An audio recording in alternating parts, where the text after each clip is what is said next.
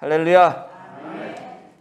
오늘도 하나님의 은혜가 예배를 드리는 여러분들을 덮어 우리 안에 참된 기쁨과 평강과 즐거움이 회복되는 시간 되어지기를 간절히 축복합니다. 예전에 여러분들이 아실지 모르겠지만 아마 1900년대 중후반 되었던 것 같아요. 015B라고 하는 가수가 있었습니다. 015B. 이 사람들이 이제 불렀던 노래가, 이 사람이 불렀던 노래가 뭐냐면 콩깍지라고 하는 노래인데요. 노래 가사가 참 재미있어요. 제가 읽어드릴게요. 연인이 생기게 된 그때부터 주의를 대하는 법 달라졌지. 모든 일을 터놓던 부모님께 말 못할 비밀이 늘어갔고 우리 관계 탐탁지 않게 여긴 친구의 분한 맘도 생겼지. 연인보다 친구가 훨씬 중요할 텐데 에헤. 만나는 동안에는 눈에 뭐가 쓰이나 봐 에헤. 이런 가사예요. 이게 들으셔서 알겠지만 한 남자가 어떤 여자에게 마음을 빼앗긴 뒤에 자기의 삶이 달라진 것을 이렇게 노래를 통해서 이제 표현을 하고 있는데요. 부모님이 그렇게 반대를 해도 몰래 비밀 연애를 하고 만나는 거죠. 친구가 그 여자, 내가 만나는 그 연인이 된 그 여자에 대해서, 여자친구에 대해서 야, 네가 보는 게 다가 아니야. 그 여자이 이렇고 저렇고 막 이런 얘기들을 막 진실된 어떤 허점 같은 것들을 이렇게 얘기해 줘도 그게 믿겨지지 않는 겁니다. 그러면서 오히려 그런 이야기를 하는 그 친구와의 관계가 멀어지고 소홀해지고 서운하고 이런 감정들이 막 일어나게 되는 거죠. 그러면서 자기도 내가 왜 이러는지 모르겠다는 거예요. 그러면서 결론이 뭐예요? 눈에 뭔가 씌워서 그런 것밖에, 그렇게 표현할 수밖에 없다는 그런 노래가 이 노래예요. 우리가 흔히 사랑에 빠지게 되면 눈에 콩깍지가 씌었다 그러잖아요. 그러니까 이 사람이 지금 콩깍지가 씌워진 자기를 보면서 노래를 만든 거예요. 그래서 이 노래의 제목이 콩깍지예요. 이 콩깍지가 씌워지게 되면 문제가 생기는데요. 뭐가 문제가 생기냐면 볼 것을 제대로 보지 못한다는 겁니다. 좋은 것, 진실을 들어도 그거를 진실로 이해하지 못하게 된다는 거예요. 그리고 객관적인 판단을 하지 못하게 되는 거예요. 이게 콩깍지가 씌워졌을 때 그래서 잘못된 판단을 할 수도 있고 잘못된 주장을 할 수도 있고 어쨌든 그 삶이 삐뚤어질 수도 있을 수 있다는 거죠. 뭐 좋은 것도 있겠지만 나쁜 부분은 그렇다는 거예요. 그런데 우리의 신앙생활에도 이와 비슷한 일들이 흔히 일어나곤 하죠. 눈에 콩깍지 그것이 씌워져서 하나님의 말씀을 제대로 보지 못할 때가 있고요.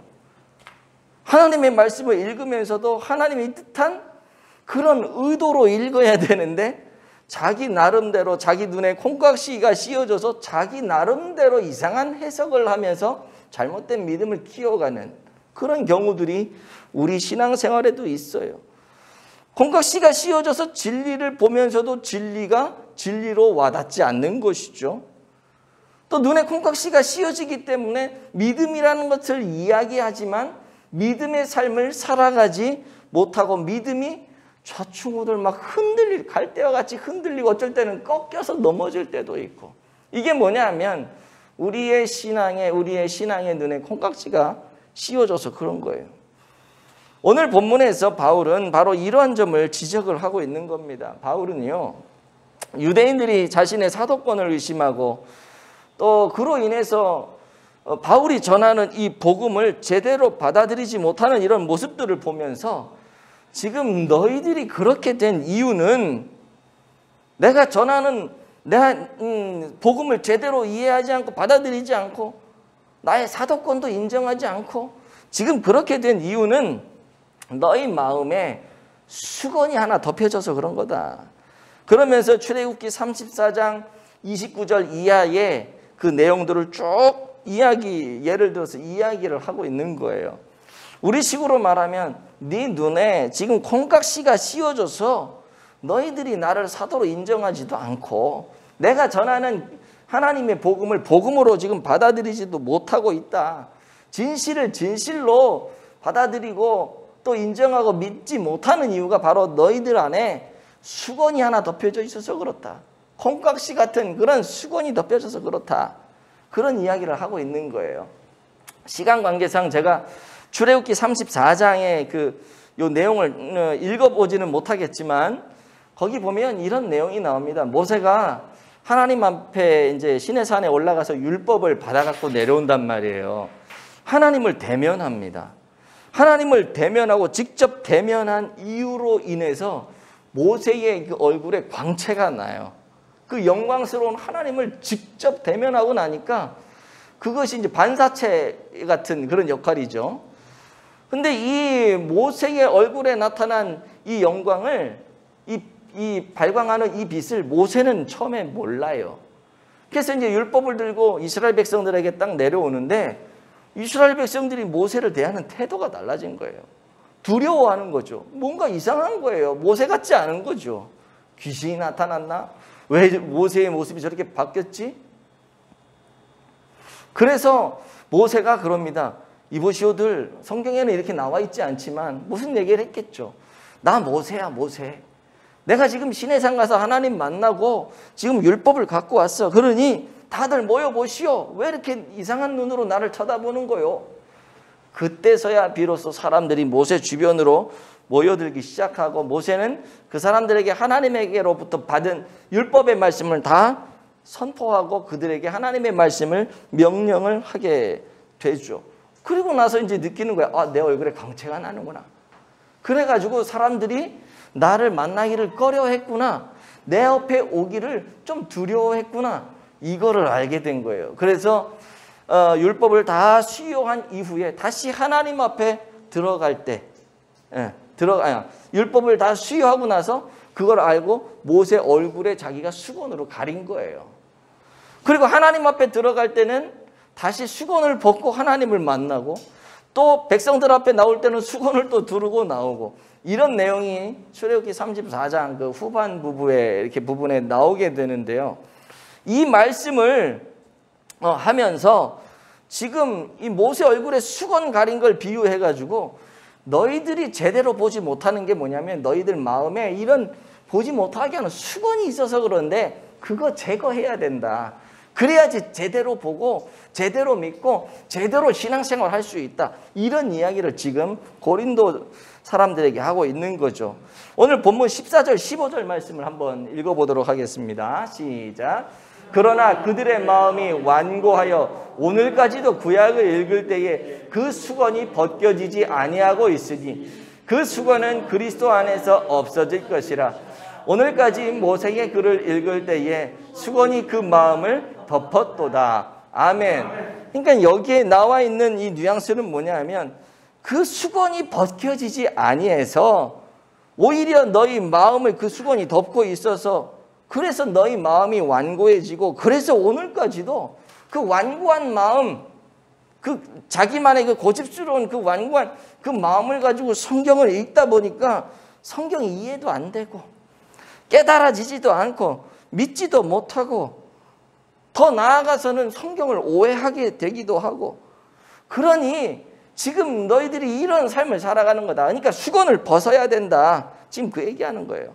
영의 눈을 가리고 있는 영의 눈에 쓰여져 있는 그 콩깍지를 벗겨내야 한다는 거죠. 그래야지 제대로 보고 제대로 믿고 제대로 된 믿음의 삶을 살아갈 수 있다. 지금 그 얘기하는 거예요. 그렇다면 여러분 오늘 바울이 말하는 이 수건은 어떤 수건일까?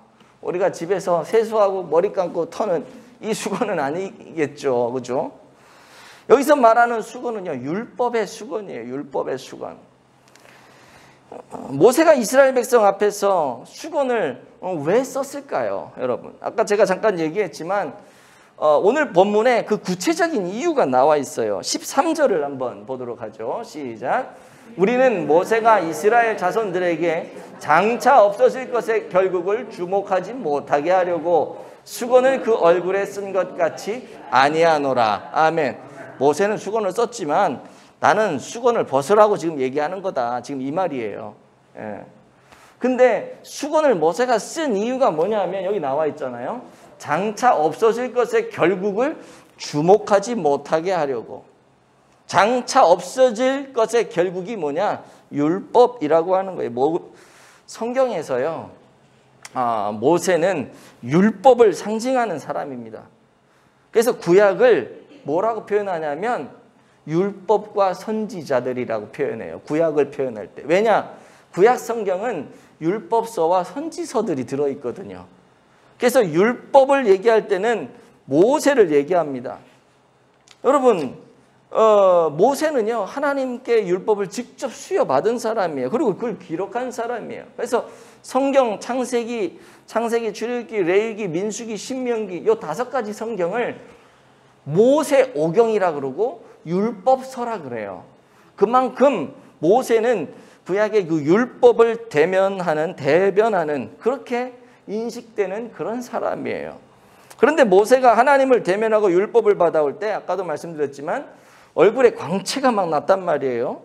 그리고 그 모습을 보는 그 사람들은 모세의 얼굴에 나타난 그 광채를 보면서 율법의 영광을 보고 율법의 위대함을 보고 와, 율법 정말 대단하다. 이렇게 생각을 할 수 있었던 것이죠.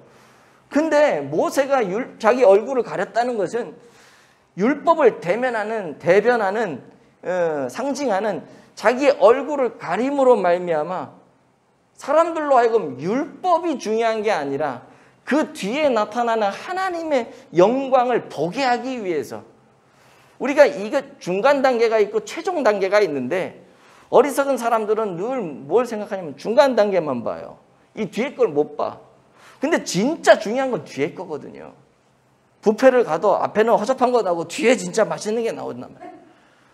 얘가 적절한지는 모르겠는데 어쨌든 율법이 안 좋다, 나쁘다 이건 아닌데 율법은 성경에 뭐라고 하냐면요. 그리스도께로 인도하는 몽학 선생이다. 그러니까 그리스도 예수님이 이 땅에 오셔서 우리가 예수님을 믿도록 하게 하는 그 중간 역할을 율법이 하는데 모세가 볼 때는 이 율법을 이스라엘 백성들이 너무 귀중하고 너무 소중하고 그게 단 줄 알고 있으니까 그거는 없어질 영광이라 그러잖아요. 실제적으로 모세의 얼굴에 나타났던 그 광채는요. 잠시 후에 사라져요. 하나님과 대면해서 율법을 받고 할 때는 이게 나타났는데 그거 끝난 뒤에는 영광이 사라진단 말이에요. 그러니까 없어질 영광에 집착하지 않고 진짜 영원한 영광, 하나님의 그 빛난 영광에 사람들이, 성도들이 다 올인하고 그거를 바라볼 수 있도록 이 앞에 짤막하게 나타난 이 율법의 그 영광을 수건으로 가려버린 거예요. 왜 가렸는지 아시겠죠? 성경이 지금 그 이야기를 하는 겁니다. 그렇다면 여러분, 오늘 우리로 하여금 하나님의 영광을 보지 못하게 하고 하나님의 은혜를 깨닫지 못하게 하고 하나님의 사랑과 섭리를 느끼지 못하게 하는 그런 율법의 수건들이 뭘까요? 우리 안에 있는. 이것을 알려면 다시 이 고린도 후서 이 내용을 한번 쫙 살펴봐야 되는데요. 이 맥락을 이해해야 되는데요. 지금 바울이 계속 얘기하는 게 뭐냐면 왜 사도라고 하면서 너는 추천장도 하나 없냐. 사람들이 얘기하는 거예요. 바울한테. 너 우리 교회 와서 설교하려면 그래도 뭐 박사학위라도 하나 있든지 어떤 유명한 목사님 추천서를 하나 갖고 있든지 나 이런 사람이라는 어떤 증명서를 좀 갖고 있든지 해야 되는데 딴 사람들은 다 그런 거 갖고 오는데 왜 당신 사도 바울 당신은 그런 거 남들 다 갖고 있는 거 그런 것도 하나 없어. 우리가 어떻게 당신을 믿겠어. 지금 이렇게 나오는 거죠. 그때 바울이 했던 얘기가 뭐냐면 야 나한테 추천장이 뭐가 필요하고 증명서가 뭐가 필요하냐. 너희들이 그리스도의 편지 아니냐. 내가 너희들 신비에 그리스도의 마음을 심지 않았냐. 내가 너희에게 그리스도의 마음을 넣지 않았냐. 그건 니들이 나를 알고 내가 너희를 아는데 우리 사이에 증명서가 뭐가 필요하고 추천서가 뭐가 필요하냐. 서로 다 아는데.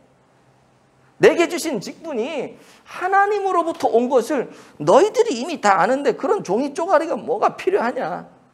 바로 그거를 원하는 그 종이 쪼가리, 인간이 만들어 놓은 증명서, 인간이 만들어 놓은 어떤 그거를 원하는 그것 자체가 지금 율법의 수건이 가려져서 그런 거다. 그거 벗어야 된다. 그래야 하나님이 세우신 사도임을 너희들이 알게 될 거고 믿게 될 거고, 나뿐만 아니라 너희들도 다 직분이 있는데 너희들의 직분이 그냥 종이 쪼가리 하나 받았다고 해서, 임명장 하나 받았다고 해서, 임직패 하나 받았다고 해서 그래서 되는 거냐? 인위적으로 사람들이 만들어놔서 되는 거냐? 아니다. 너희들이 받은 직분들도 다 하나님이 주신 존귀한 직분이다. 세상 사람들이 증명서 주는 것보다 하나님이 하나님의 교회 안에서 직분자로 세운 것이 훨씬 더 영화롭고 영광스러운 거다. 그거를 알려면 율법의 수건이 벗겨져야 된다. 지금 그 얘기를 계속 하고 있는 것입니다. 그렇다면 여러분, 이런 분위기 속에서 과연 율법의 수건은 무엇을 얘기할까? 우리 현실에 있어서 많은 것들이 있겠죠. 그거는요, 하나님의 뜻과 의도와는 상관없는 사람들이 만들어 놓은 어떤 틀, 어떤 프레임, 이거를 이야기한다고 볼 수가 있어요. 쉽게 말해서 고정관념 같은 거, 어떤 과학주의 같은 거, 성경적인 표현으로 한다면 유대인들의 전통, 또 장로들의 전통, 이런 거. 예를 들면 이렇게 얘기할 수 있어요. 성경에 안식일을 기억하여 그날을 거룩히 하라, 이게 10계명의 4계명이란 말이에요. 그렇다면 하나님이 안식일을 우리에게 주시면서 안식일을 지키라고 한 이유가 뭘까? 그거는요, 안식을 하면서 하나님과 교제하면서 하나님의 영광 가운데 참여하면서 인간으로서 누려야 될 가장 행복한 삶을 누리고, 그 안에서 안식을 누리고 평안을 누리고 하나님을 찬양하면서 정말 하나님이 인간을 창조한 목적을 충분히 누리면서 그런 행복한 삶을 살아라고 안식일을 제정하고 우리에게 안식을 주신 거거든요. 그게 안식의 목적이란 말이에요. 그런데 이 유대 전통, 장로들의 전통, 유대교의 전통에 의하면 이 안식일을 우리가 그런 의미로 지키면 된단 말이에요. 하나님이 우리에게 주셨으니까. 근데 이 사람들은요, 그런 의미를 벗어나서 자기들 나름대로의 안식일을 지키는 항목들을 또 만들어요. 그 항목이 한두 개가 아니라 600 몇 개가 돼요. 그러니까 안식일 날은 해야 되는 게 있고 하면 안 되는 게 있고, 그냥 우리가 하나님 안에서 안식하고 즐거워하고 평안을 누리고 쉼을 얻고 그런 개념으로 하나님이 우리에게 주셨는데, 사람들은 그렇게 하기 위해서는 우리가 이렇게 해야 된다 그러면서 항목들을 막 만들어. 그게 전통이고, 유대의 전통. 성경에 없는 사람들이 만들어낸 유대의 전통이에요. 그 전통 중에 몇 가지만 제가 얘기해 볼게요. 안식일 날은요, 걷는 것도 하면 안 돼. 쉬어야 돼, 그냥. 안식일 날은 몇 발자국 이상 걸어가면 이게 노동이 돼. 그게 성경에 그런 거 없거든요. 근데 유대 장로들, 유대교인들 그 전통에 보면은 그런 항목들이 있어. 예를 들어서 우리가 살다 보면 뭐 이렇게 끄집어 내리기도 하고 뭘 좀 들기도 하고 그래야 되잖아요. 근데 몇 그램 이상 되는 거를 들으면 그게 노동이 돼. 제가 지금 저도 다 기억을 못 하기 때문에 생각나는 거 몇 개를 이야기했지만, 한두 개 얘기했지만은, 이런 항목들을요, 600 몇 개를 만들어 놨어요. 이거를 지키려니 이게 무슨 안식이야. 스트레스지. 이거 들으려다, 들으면 안 되지. 걸으면 안 되지. 이게 무슨 안식이, 이게 스트레스지. 안식을 안식되지 못하게 하는 항목들을 만들어 놓고 안식일 규례니까 지켜라. 이게 율법이란 말이에요. 이게.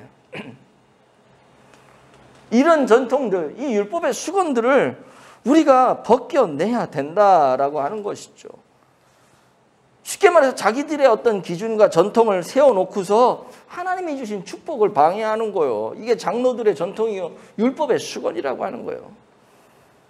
그 성경에 보면 안식일에 뭐 구덩이에 빠진 짐승인지 사람인지를 건져내줘야 되는데 그거 건져냈다고 또 막 뭐라 그러고. 생각해 보세요. 구덩이에 빠져있는 그 사람을 안식일 날 건져내야 되는 게 맞아요. 그냥 내버려 두고 안식일 다음날 건지는 게 맞아요. 건져야죠. 왜? 이 사람 입장에서는요, 건져줘야지 이 사람이 안식을 하는 거야. 이 사람 안식 못하게 그냥 놔두는 거거든.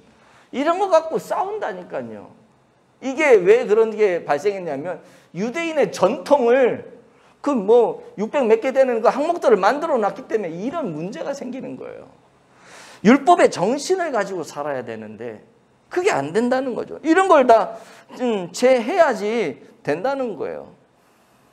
우리들 안에도 이런 율법적인 이런 수건들, 우리 나름대로의 어떤 기준과 고정관념들, 제가 지금 성경에 나온 것만 얘기했지만 우리들 안에도 이런 고정관념과 나 나름대로의 어떤 기준과 방식들이 정말 많이 있거든요.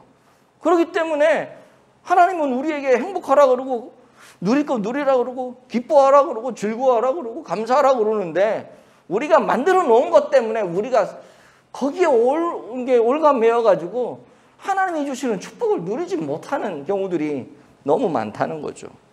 오늘 우리가요, 이 예배 후에 이제 공동회를 통해 이제 투표를 하게 될 때 교회 일꾼을 선출하게 될 텐데요. 여러분, 우리가 선거를 해서 내가 이렇게 써가지고 체크해서 이 사람이 되고 저 사람이 될 수 있잖아요. 근데요, 어떤 교회들을 이렇게 보면은요, 이 자기가 일꾼으로 세워지는 거에 대해서 엄청나게 스트레스를 받는 사람들이 많아요. 제 주변에도 많이 있어요. 제 주변에도 많이 있는데 왜 그럴까? 왜 그럴까? 여러분, 이거는 우리가 뽑아서 되는 것 같지만 사실 하나님이 그분에게 주시는 직분이에요. 네. 이건 하나님이 주시는 직분, 얼마나 영광스럽냐고요. 얼마나 존귀한 직분이냐고요. 그럼에도 불구하고 이 직분을 받으려고 할 때 시험이 들고 이 직분을 받으려고 할 때 마음에 너무 짐을 지는 것 같고 그래가지고 이 영광스러운 직분 앞에서 막 고민하고 이런 분들이요, 제 주변에도 있어요. 그 왜 그런 줄 아세요? 사람들이 부칙을 만들어 놔서 그래요. 부칙을요. 그 부칙, 예를 들면 이런 거죠. 장로 하려면 야, 한 1억은 헌금해야 돼. 권사 하려면 야, 1,000만 원은 내야지. 안수집사 하려면 5천만 원은 내야 되고, 이게 제가 그냥 이게 하는 얘기지만 진짜 큰 대형 교회들은요, 이런 걸 다 정해줘요. 그리고 요번에 임직 받는 분들은 교회 10억 정도 되는 파이프 오르간을 들여놓으라고 한다든지, 교회 이런 거를 암암리에 하는 그런 데도 있다니까요. 이게 뭐냐면, 그러니 얼마나 부담이 돼요. 영광스러운 직분을 받으면서 정말로 기쁘고 행복하고, 내가 너무나 기쁘고 행복하고 감사해서 나 스스로 하나님께 드리는 거는 누가 뭐라고 해. 근데 그냥 그걸 룰을 딱 만들어 놓고 장로가 되려면 그래도 연고대는 나와야지, 학벌 따지고 그래도 사는 집은 한두 채는 있어야지, 나름대로 인지도는 사회에서 이 정도는 인정받아야지, 나름대로 그걸 규정을 다 해놓는다고요. 이게 뭐냐면은 율법의 수건 중에 하나일 수 있다는 거예요. 제가 그냥 오늘 선거를 하기 때문에 이런 얘기를 했지만은 이런 거 다 제거해야 되는 거예요. 정말 하나님을 향한 사랑과 믿음과 헌신은 다 뒤로 해버리고 다른 부칙들을 막 만들어내가지고 거기에 합한 사람을 뽑고 떠올리고, 그러니 당연히 영광스러운 직분 앞에서 고민할 수밖에 없는 거죠. 부담되고 인상을 찌푸릴 수밖에 없는 거죠. 뿐만 아니라 이 율법의 수건이 덮여 있으니까 자신들이 만들어 놓은 틀 안에 갇혀 있으니까 자유함이 없는 거예요. 자유함이. 우리가 예수를 믿는다고 하고 하나님의 자녀라고 하고 열심히 예배를 드리지만 사실 우리의 삶을 보면은요, 자유함이 없는 모습으로 살 때가 많아요. 세상 사람들은 지금도 좋은 날을 잡아서 결혼식을 하잖아요. 결혼식 할 때 날짜 잡을 때 막 좋은 날 잡으려고 막 그러잖아요. 뭐가 좋은 날인지 난 잘 모르겠지만 차관 좋은 날을 잡아서 해요. 그래서 어떤 때는 보면은 좋은 날이라고 하는 날은 결혼식장이 막 꽉꽉 미어차서 그날 결혼식을 못하고 막 다른 차선을 또 택하는 그런 경우들이 있고, 또 어떤 날은 좋은 날이 아니니까 그냥 결혼식장이 텅텅 비어. 어떤 날은 꽉꽉 차고. 여러분, 의사도 검사도 판사도 다 마찬가지예요. 다른 날 결혼식 하면 혹시나 이 가정에 무슨 우환이 생길까? 부부관계가 뭐 안 좋을까? 뭐 그래서 뭐 좋은 날을 잡는지는 난 모르겠는데 이거 다 바보 같은 짓 아닙니까? 좋은 날이 있는데, 그래서 좋은 날 결혼했는데 오늘날 왜 이렇게 수많은 쌍들이 뭐 결혼해서 이혼하는 케이스가 50% 이상이 된다면서요. 다 좋은 날 찾아서 결혼했는데, 좋은 날 결혼했는데 왜 이혼하냐고. 더 행복하게 잘 살아야지. 웃기는 거잖아요. 웃기는 거. 이사를 할 때도요, 날 잡아서 이사하잖아요. 무슨 손 없는 날인가 뭔가 뭐 다 따지면서 그날하면 뭐 돈도 많이 줘야 되고 막 그렇잖아요. 그게 뭐냐면 좋은 날 지금 따지는 거잖아요. 웃기는 거죠. 할아버지 할머니 부모님들 묘를 이렇게 산소를 만들고 할 때도 뭐 풍수지리에 의해서 묘토를 다 보고 좋은 자리에 이렇게. 그런데 여러분 생각해 보세요. 묘토를 봐주는 사람 치고 잘 사는 사람 없고요. 묘토를 봐주는 사람의 그 자식 치고 또 잘 되는 경우도 없어. 내가 보니까. 어떤 사람은 뭐 못 귀신이 무서워가지고 집에 못도 하나 못 박아. 그런 사람도 있죠. 못질 못하게 하는 집주인들이 있어요. 그 왜 그런가 했더니 그 못 귀신인가 뭐 그런 게 또 막. 여러분 이거 성경에 없는 내용인데 그냥 우리가 다 만들어 놓고 나를 스스로 힘들게 해. 이런 것들이 얼마나 많아. 율법의 수건. 아까도 예배 전에 황 집사님하고 얘기를 했지만 우리 언제든지 사람 한 번 태어나면 다 죽게 되어 있잖아요. 조금 먼저 가고 나중에 가고. 황 집사님은 뭐 오래 사셔서 뭐 이제 가도 괜찮다 그러면서, 목사님은 아직 젊은데 가면 안 된다고 얼마나 뭐 그런 얘기 하셨지만, 뭐 우리가 잘 알다시피 이 세상에 나오는 거는 순서가 있지만 가는 건 순서가 없잖아요. 언제 갈지 몰라. 한번 태어나면 죽게 되어 있어. 근데 어차피 갈 건데 죽음 앞에서 우리 얼마나 벌벌 떨고 안 죽으려고 바둥바둥 치고 우리가 그렇게 삽니까? 자유함이 없는 거죠. 기쁨이 없어요. 그러나 여러분 꼭 기억하세요. 주의 영이 거한 바로 그 사람과 그 자리에는 참된 자유가 있는 것입니다. 오늘 성경이 그걸 말하잖아요. 17절 한번 읽어보죠. 시작. 주는 영이시니 주의 영이 계신 곳에는 자유가 있느니라. 아멘. 여러분은 주의 영이 거하시는 성전임을 믿으시기 바랍니다. 때문에 여러분들에게는요 자유함이 있어요. 하나님이 주셨어요. 그거를 누리셔야 돼요. 누릴 수 있는데 못 누리는 건 내 잘못이잖아요. 세상이 만들어 오는 율법의 수건을 벗어버리고요. 종교적인 율법의 수건도 벗어버리고요. 고정관념이라고 하는 그 율법의 수건도 다 벗어버리시기를 축복합니다. 그리고 진정한 평안과 안식 그리고 자유와 기쁨을 누리는 하나님의 자녀, 하나님의 백성이 되어지기를 축복해요. 그렇다면 어떻게 이 율법의 수건을 벗을 수 있을까 하는 거죠. 예수께로 돌아와야 돼요. 우리가 예수를 믿는다고 하면서도 예수를 떠나서 생활할 때가 너무 많아. 그래서 이게 매여지는 거예요.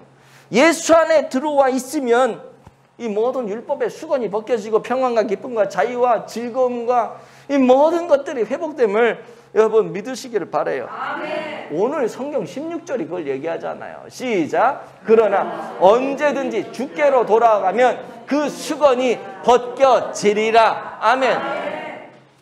주께로 돌아가면 그 율법의 수건이 벗겨지고 우리는 이 율법에서부터 참된 자유를 누리게 되고 하나님이 주시는 평강과 기쁨과 안식을 누리게 되고 그 축복을 만끽하게 되는 거예요.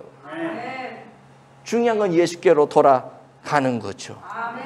어떤 사람은 이런 말을 할지도 모르겠어요. 아니 목사님 예수님께로 돌아가라고요? 내가 예수 믿는 것 때문에 얼마나 힘들었는데, 내가 예수 믿는 것 때문에 소리도 한번 못 질러보고, 내가 예수 믿는 것 때문에 맨날 손해만 보는 거가, 아니 예수 믿는데 뭐 이렇게 하라는 것도 많고 또 하지 말라는 것도 많고, 내가 예수 믿는 것 때문에 주일날 한 번도 놀러 가본 적이 없어 지금까지. 나 예수 믿는 것 때문에 손해본 거 얼마나 많은지 몰라. 근데 예수님께로 돌아가라고요? 그러면 진짜 자유가 있다고요? 아닌 것 같은데. 그렇게 얘기하실 수 있는 분들도 있겠죠. 그럼에도 불구하고 저는 오늘 말씀을 빌어서 다시 한번 여러분들에게 말씀드립니다. 예수님께로 돌아오셔야 됩니다. 그 안에 참된 자유가 있는 것입니다. 한 가지만 말씀드리고 말씀을 맺을 거예요. 법 바틀렛이라고 하는 이 탐험가가 겪은 재미난 이야기입니다. 그가 이제 외국을 여행을 하면서 아주 희귀한 새 몇 마리를 얻게 되는데요. 본국으로 이제 돌아가야 되니까 그 당시에는 이제 비행기가 배를 타고 이제 가게 되는데 이 새들을 세 장에 들고 배를 타고 이제 본국으로 가는 겁니다. 근데 망망대해를 이 배가 지나가는데 이 새들이 그냥 나머지 새들은 조용한데 한 새만 그 유독 원래 튀는 사람이 어디든지 있잖아요. 극성인 사람들이 있잖아요. 새장 안에 갇혀가지고 그냥 거길 나가보겠다고 막 파닥파닥거리고 막 깨깨 소리를 지르고 머리로 막 새장을 들이받고 막 이러는데요. 시끄러워가지고 볼 수가 없는 거야. 제가 언제까지 저러나 보자 하고 이제 탐험가가 보고 있는데 갑자기 새장문이 털커덩하고 열리더니 이제 새들이 다 날아간 거야 그 안에. 아휴 참 이러고 있는데요. 한참을 이 새들이 막 나갔잖아요. 나가서 얼마나 자유로웠겠어요. 세상에 갇혀있는 게 얼마나 괴로웠겠어요. 날아가지고 막 창공을 향해 막 난 자유다로 막 날아가는데 얼마 안 돼가지고 그 새들이 하나씩 가판 위에 뚝뚝 떨어지는 거야. 그 망망대해에 쥐들이 날아갈 데가 없잖아. 어디 안식할 데가 없잖아. 먹을 것도 없어. 한참을 날개짓 타고 돌아다녔는데 자유인 줄 알고 막 날아다녔는데 완전히 날개에 힘이 다 빠져가지고 탈진해가지고 야 이거는 우리가 살 길은 다시 저 새장으로 가는 것밖에 없다. 그리고 그 배를 쫓아와가지고 배 가판 위에 툭툭 하고 떨어지는 거예요. 여러분 제가 웃긴 얘기를 한 것 같지만 이 새들에게는요 진정한 자유, 진정한 평안, 진정한 행복은 새장 바깥으로 날아가는 게 아니었어요. 다시 거기 툭 떨어지니까 이 탐험가 법 바틀렛이 그 새들을 주워서 다시 새장 안에 넣습니다. 얼마나 쉬워요. 쓰러져 있는 거 집어넣고. 그럼 문을 닫고 먹이를 주고. 그때부터는요 이 새장은 그 새들에게 감옥이 아니었어요. 이 새장은 그들에게 구원선이 되었던 거죠. 우리에게 자유를 생각할 수 있는, 참된 자유를 생각할 수 있는 좋은 이야기인 것 같아서 들려드렸어요. 여러분 우리가 세상에 막 날아가서 이것저것 하고 저것 하고 그게 자유가 아니에요. 매여 있는 것 같지만 그 안에 있으면, 예수 그리스도 안에 있으면 거기에서 모든 것들이 채워지고 만족함이 있고 행복이 있고 이것이 진짜 자유 아니겠어요? 예수 그리스도 안에 참된 자유를 누릴 수 있는 여러분들 되어지기를 축복합니다. 율법의 수건을 다 제하여 버리고 예수 그리스도 안에서 우리에게 주어진 참된 자유와 안식과 기쁨과 평안을 날마다 누릴 수 있는 그런 성도들 다 되어지시기를 예수님 이름으로 축복을 드립니다.